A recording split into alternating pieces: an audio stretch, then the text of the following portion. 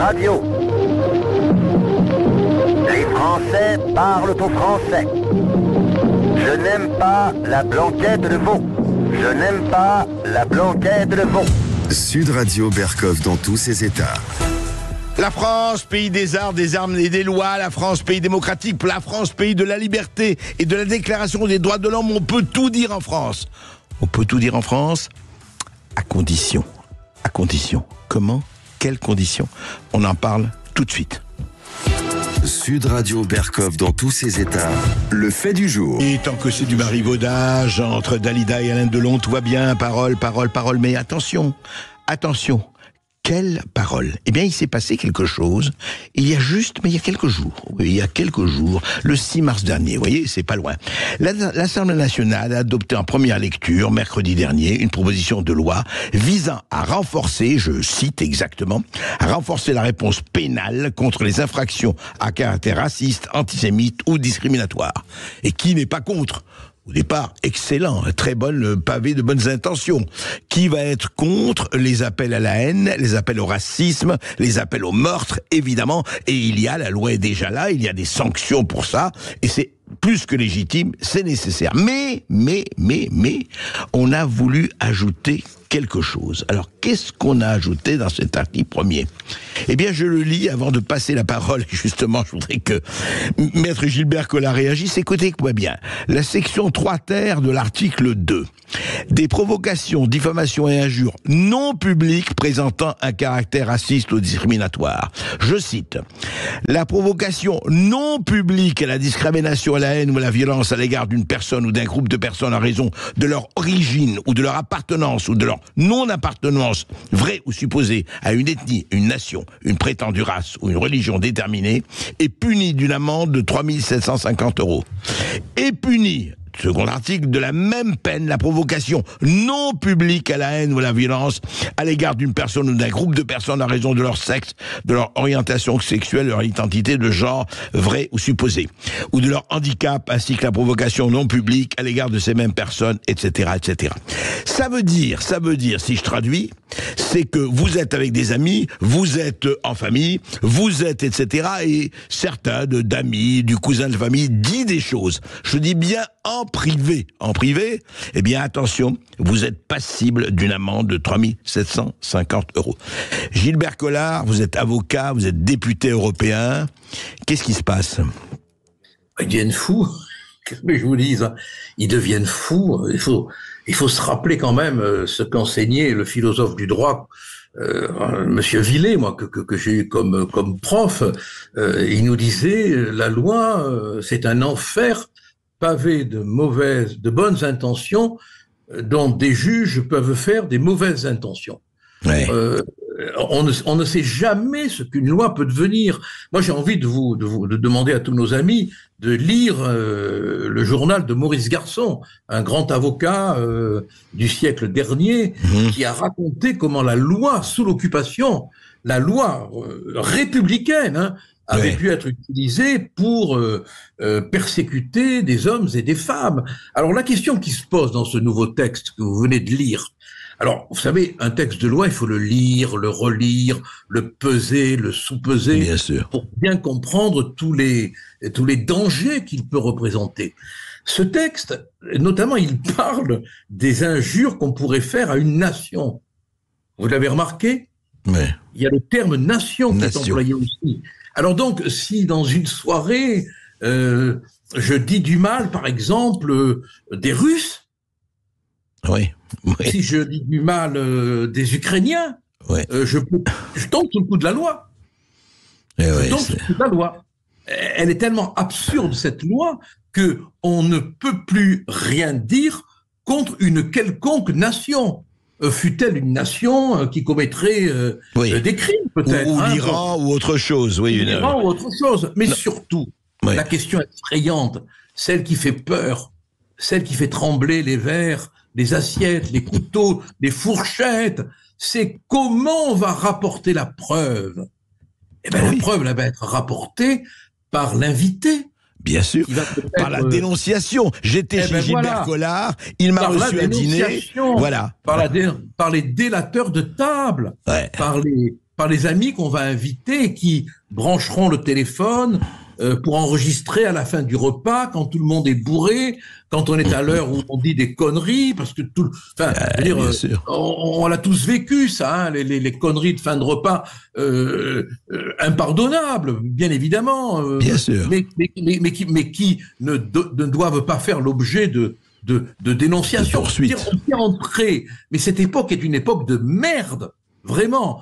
On fait entrer la déshumanisation complète, quoi. Chacun d'entre nous va être le flic de l'autre. Vous savez cette fameuse phrase de Camus, « J'ai peur du concierge ». Oui. Hein, ouais. Qu'est-ce que c'était l'occupation? La peur du concierge. Mais oui, mais partout il va y avoir des concierges maintenant qui vont pouvoir tendre des pièges. Et même parmi ses propres amis ou fréquentations ou relations. Vous imaginez? Non mais moi c'est le non public, c'est-à-dire qu'il y a suffisamment de lois pour punir les appels à la haine, au racisme, etc. On en rajoute, Gilbert Collard. C'est quoi? On veut quoi? C'est du zèle? C'est quoi? On veut des effets d'annonce, vous comprenez. Chaque député veut sa petite loi pour se donner une espèce d'importance. Le député en question, qui je crois est un élu des étrangers, hein, sur la liste des étrangers, qui s'appelle Lefebvre. Oui, Lefebvre. J'espère qu'il n'a rien à voir avec Monseigneur Lefebvre. Hein. J'espère pour lui. Hein. Bon, pense pas. À sa petite heure de gloire, voilà. Bon, mais entre nous, et j'espère qu'on n'est pas entre nous, tous les textes de loi qui existent auraient dû permettre de réprimer les menaces proférées contre Dominique Bernard, contre Samuel Paty. On n'a pas bougé.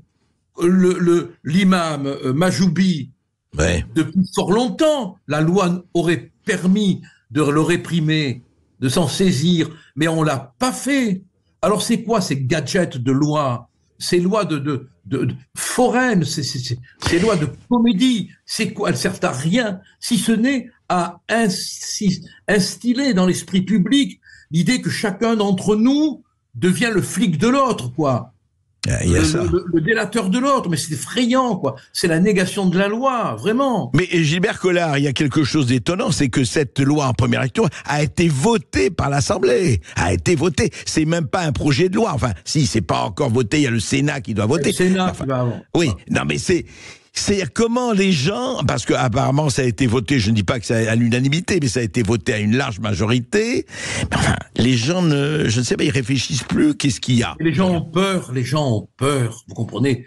Le piège de ces lois morales, c'est que dire qu'on s'oppose à elles, c'est se laisser en mettre en péril d'accusations d'être favorable à ce que la loi combat. Alors que on condamne tous le racisme, la xénophobie, bien sûr, toutes ces formes, bien évidemment. Bon, et on sait très bien que c'est pas une loi comme celle-là qui permettra de réprimer le racisme, l'antisémitisme qui sévit partout. Nos compatriotes juifs sont agressés comme ils ne l'ont jamais été. Alors, on se sert, si vous voulez, de ces effets d'annonce, quoi, pour faire croire qu'on fait quand on ne fait rien. Mais c'est parce que les députés ont peur, ils ont peur qu'on leur dise « Ah oui, vous avez refusé de voter cette loi, donc ça veut dire que vous approuvez la provocation non publique à la discrimination, à la haine, à la violence, à l'égard d'une personne ou d'un groupe de personnes à raison de son origine, de son appartenance ou de sa non-appartenance, vraie ou supposée, vous vous rendez compte? Oui. À une ethnie, à une nation, une prétendue race, ou une religion déterminée, mais vous vous rendez compte jusqu'où ça va? Une religion déterminée, c'est-à-dire que le type qui à la fin du repas dira « je bouffe du curé », après avoir bien bouffé, il pourra tomber sous le coup de la loi. Non mais, je veux dire que pour moi, franchement, le personnage le plus fabuleux de toute l'histoire, c'est Tartuffe, quoi. Oui. Molière, c'est le génie transcendantal. Il a créé un personnage qu'on côtoie tous les jours. Mais Tartuffe revu et corrigé par Orwell, parce qu'il y a ça aussi. Ah ben oui. C'est-à-dire, Gilbert Collard, quand même, nous tous les auditeurs, les résidents de Sud Radio, tout le monde, hommes et femmes, on ne pourra plus raconter une seule blague qui vise... Non, attention. Rien. Plus une seule blague. Ne racontez pas une blague. Ah non, gardez-vous bien de raconter une blague ou un sketch ou de faire un jeu de mots. Attention, le voisin peut-être est en train de noter sur son calepin le propos que vous voulez tenir pour aller le signaler au commissariat d'à côté. Hein. Attention. Il va falloir fouiller les gens à l'entrée, mais les fouiller dans l'âme, quoi. Pour oui, c'est ça. Confisquer leur téléphone portable pour pas qu'ils enregistrent. C'est non, parce que et puis vous avez à mon avis plein de gens qui vont provoquer aussi, pourquoi pas. Bien sûr. Vous allez avoir des agents provocateurs qui vont peut-être venir déjeuner chez vous ou chez moi en se disant on va peut-être l'amener. Je vais lui soutirer quelque chose, oui. Mais dites-moi, Gilbert Collard, en fait, on invite, c'est quand même une invitation, ce non public, quand même. C'est ça, les lettres en lettres de feu, non public. Hein. C'est pas seulement public, c'est non public. Non, donc c'est non public. C'est une invitation à la délation et à la surveillance, quoi. C'est ça. Oui. Ils vont mettre des menottes, comme le disait le poète Pablo Neruda, aux mots. Ils sont en train de mettre des menottes aux mots. Et puis ils sont en train de nous faire peur, quoi. Ça va aller très mal. Vous savez, moi j'avais été frappé en lisant la correspondance entre Freud et un de ses amis. Lire que ce que Freud disait, ce qu'il y a de pire en ce moment en Allemagne, c'est l'hypocrisie. Voilà, les gens me disent des choses qu'ils n'oseraient jamais dire en public. Il y a un tel refoulement de la parole que ça en devient angoissant. C'était avec Stefan Zweig. Hein. Bon, on en arrive à ce refoulement aujourd'hui, quoi. Je veux dire que on peut plus. Rabelais aujourd'hui tomberait sous le coup de la loi. Rabelais tomberait sous le coup de la loi. C'est terrifiant. Et je rappelle à ces bonnes âmes qui veulent nous légiférer, je rappelle simplement, et vous le connaissez mieux que moi, Gilbert Collard, l'article 10 et 11 de la Déclaration des droits de l'homme et du citoyen de 1789, texte fondateur qu'il en vue. Nul ne doit être inquiété pour ses opinions, même religieuses, pourvu que leur manifestation ne trouble pas l'ordre public établi par la loi. Et la libre communication des pensées et des opinions est un des droits les plus précieux de l'homme. Tout citoyen en peut donc parler, écrire, imprimer librement, sauf à répondre de l'abus de cette liberté dans les cas déterminés par la loi. Et là, maintenant, il n'y a plus de liberté, puisque dans le privé, vous n'aurez plus le droit, enfin, en principe, de faire cela. Est-ce que vous croyez que le Sénat va arrêter le massacre? Oui, j'ose espérer que les sénateurs vont réformer ce texte, parce que il nous prépare quoi? La disparition de la vie privée. Voilà. Ouais. Finalement, il y a une telle volonté de soumettre l'esprit à la domination d'une pensée préfabriquée collective, que la sphère de vie privée, qui est comme un radeau, comme un refuge, tout est fait pour la diminuer, quoi, pour la détruire. Ouais. Tout est fait pour la détruire. Eh bien, écoutez, notre vie privée ne sera pas faite de privation, je l'espère. Merci Gilbert Collard. Moi, je les emmerde, franchement, hein, je vous le dis clairement, voilà. Vive Cambronne, et vive Victor Hugo qui a su rendre le mot de Cambronne célèbre. Célèbre, absolument. Eh bien, écoutez, Merde in France, merci Gilbert Collard. Merci Gilbert Collard d'avoir été avec nous. On marque une courte pause sur Sud Radio. On va se retrouver dans un instant. On va parler, encore de cette affiche des Jeux Olympiques 2024 qui fait encore beaucoup jaser. À tout de suite sur Sud Radio. Sud Radio Berkov dans tous ses états. Appelez maintenant pour réagir 0826 300 300.